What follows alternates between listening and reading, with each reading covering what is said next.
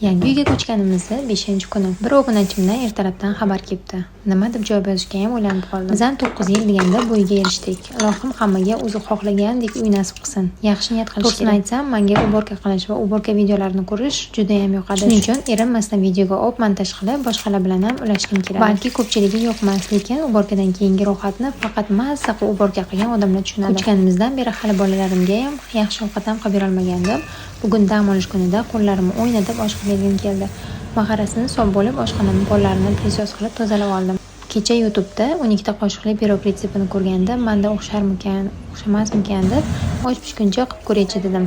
Hamma videodagi narsalardan 12 ta qoshiqdan solib aralashtirib olarkansizlar. Aytgancha Игра в кальмарani 3-sezonini kim ko'rib bo'ldi? Bugun shuni deb Netflixga to'lov qildik, kechga ko'ramiz xudo xolasa. Lekin shunaqa zo'r chiqadi deb hech ham o'ylamagandim.